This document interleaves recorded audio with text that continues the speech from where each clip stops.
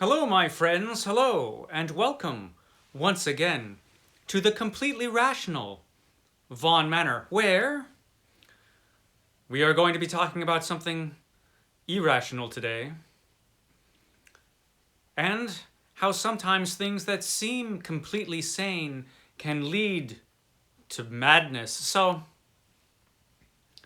you have, of course, two completely rational individuals, Roger and myself, here to discuss this.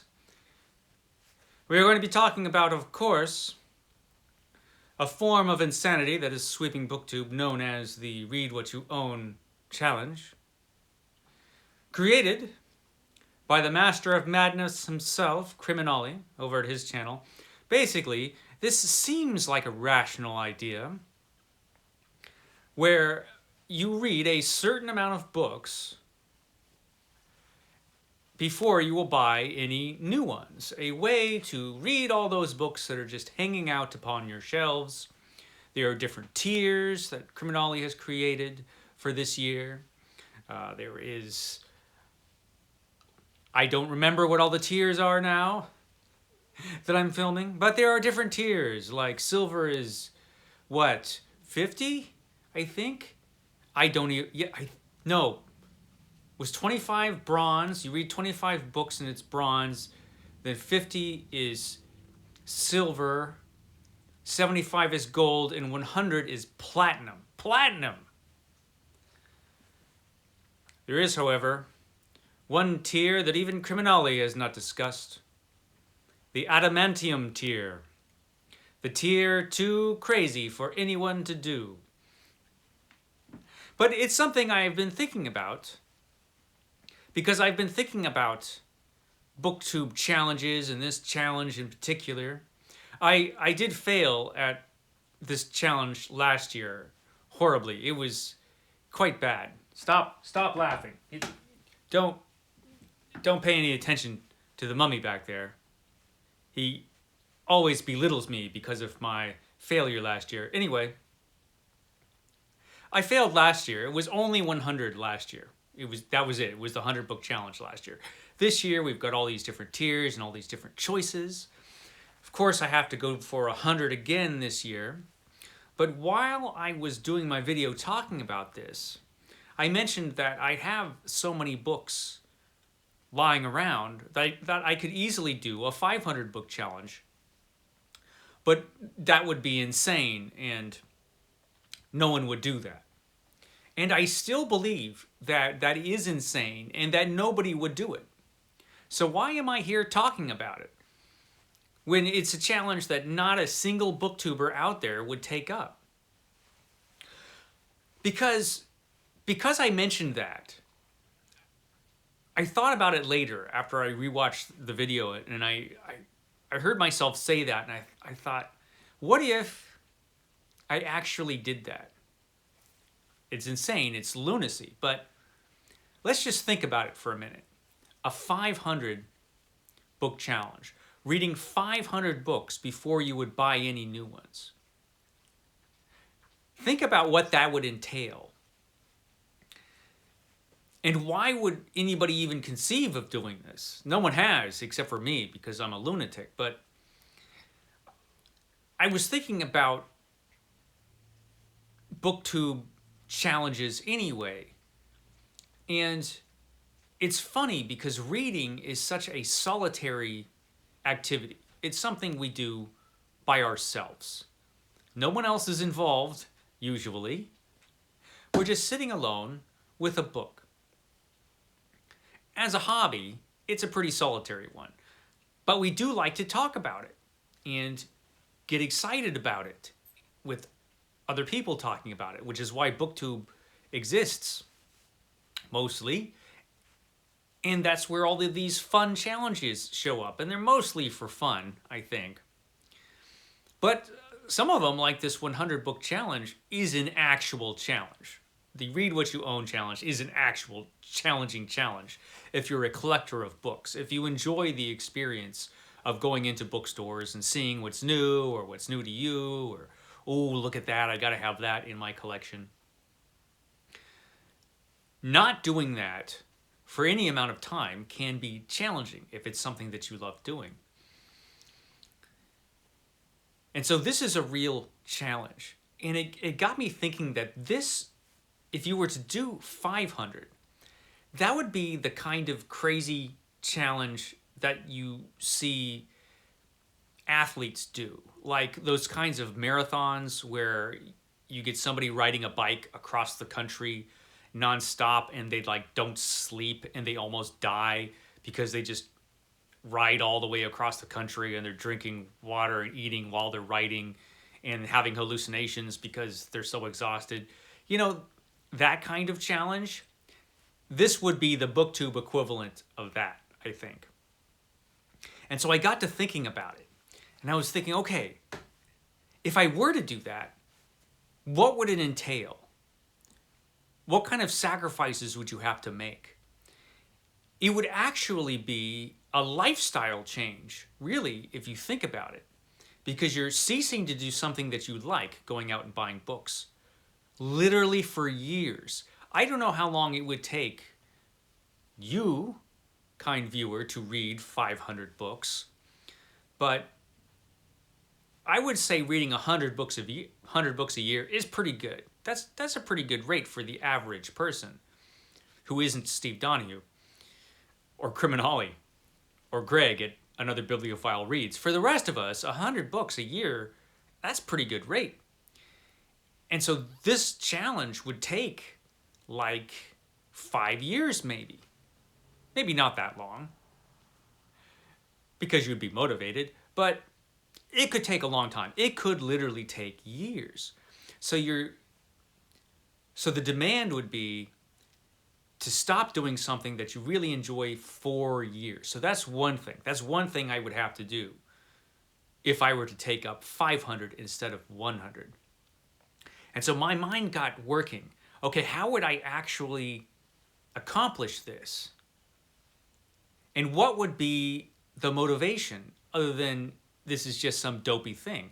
There would have to actually be a real reason to do it, right? Other than just, BookTube nonsense, which is, frankly, usually a good enough reason. But what would the actual motivation be? I think one would just be that nobody else is going to do this. That this is the crazy thing and nobody else on BookTube would even think of doing this because it's nuts. So I think that might actually be one of the forms of motivation. Another one would be money. I actually, when I thought of this, I thought, I don't even know how much money I spend on books. It has been suggested to me by a certain lady of the manor that I don't pay enough attention to how much money I spend. And pretty much the only things I spend money on are books and clothes. Once in a while, you need pants. But books is pretty much what I buy. And so I thought, well, how much money do I actually spend on books? Specifically books that aren't comic books, because comic books, I'm not counting them in the challenge. So just regular books. How much money do I spend on those? I should actually find out. So I did, and it was staggering. It was a staggering amount of money. Just from this past year, I looked and checked. And it was easy because I don't buy anything with cash anymore. So it was just a matter of getting out my phone and checking the purchases and adding things up. And I've spent a lot of money this year. An obscene amount actually it wasn't me. He's in charge of book buying. So it was actually, yes, it's all your fault. Roger spent an obscene amount of money. He is in charge of the book buying for the manor. So while the fault is not my own, it's a lot of money. So that's a lot of money that I would be saving if I changed that habit. And so there's two things that could be a motivation. And there is the fact, and it's a fact, that I have a ton of books. A ton of them. And only somebody who had a ton of books would even think about this kind of challenge. I think only a person who has a ton of books would do a 100 book challenge. But if I were to actually undertake this, I would have to change things up a little bit in the challenge. One of the things is right now with the 100 book challenge, I'm only doing physical books. I think if for 500 books, I would at least allow ebooks, which leads you to the question of what counts as an ebook. Because some ebooks are like 30 pages long or the equivalent. But I think mostly, if it's been published as a book, it would count. Most ebooks that I own would, count as something 100 pages or longer. So ebooks, I would change that, and I would count ebooks. Audiobooks, I don't really own any because I'm terrible with audiobooks. I hate DNFing books, but with audiobooks, I'll get to a point and I'm just zoning out completely, and I'm just, and even if the book is really, really good, at some point I'm just like, this person's still talking, and I just zone out. It's an issue. I need more practice, I think, with audiobooks, but I don't really own that many because of that. So it would only be books, physical books, or audio or digital books, because I have a lot of digital books that are unread, a ton. Probably almost as many physical books as physical books, probably, almost. And so I was thinking, okay, so you have the right amount of books, right? So what would you read? I'm already going to be knocking out a big chunk of the 100 book challenge with just reading Edgar Rice Burroughs books for my Edgar Rice Burroughs deep dive that I talked about a couple of days ago. That is almost 100 books right there. On my e-reader, I've got every single book by H.G. Wells. I've got every single book by Arthur Conan Doyle. I've got every single book by H. Rider Haggard. I've got tons of books. 60 at least books by Jules Verne. I've just got tons of books on my e-reader. And that's just a teensy fraction. And so I could finally read all of that stuff. That's just been lurking on the Kindle for years and years and years.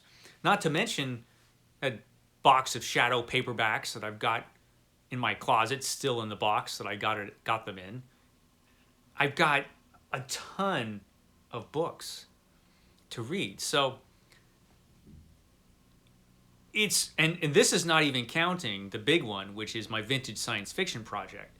That's over 500 books right there, easy. Way over, actually. So it's a very doable thing. It's something I could do. It's possible. That's what I'm saying. But like I said, there would be other ramifications if you were to do something like this. The channel, for example.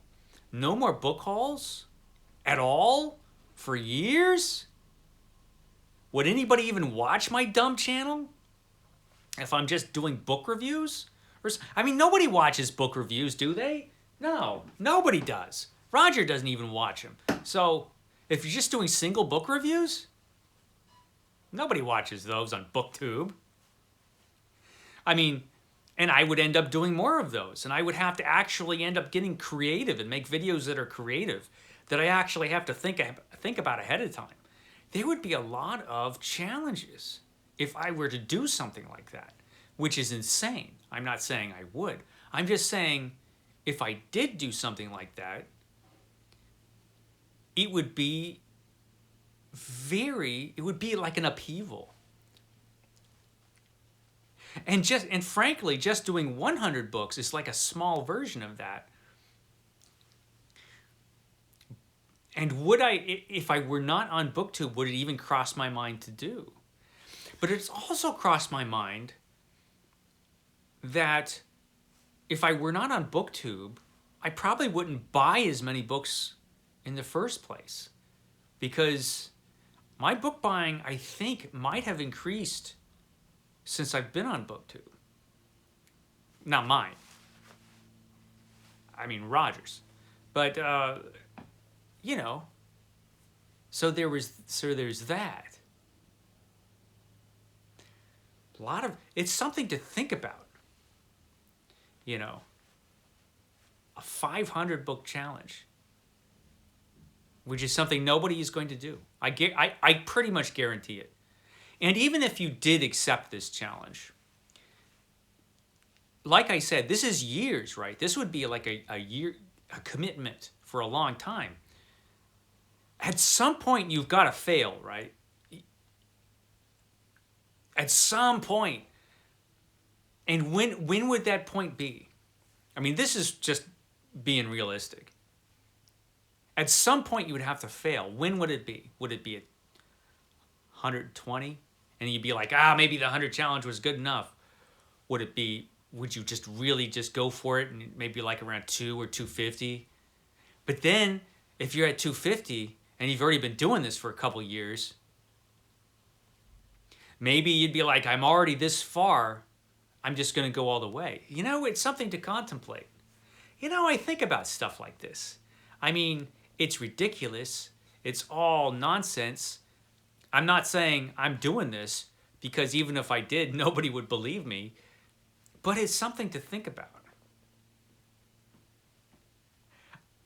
I don't know why I even made a video about this. Who knows why I do the things I do. It's what? Yeah, he's right. I'm a little touched. Anyway, that's my dopey video for today.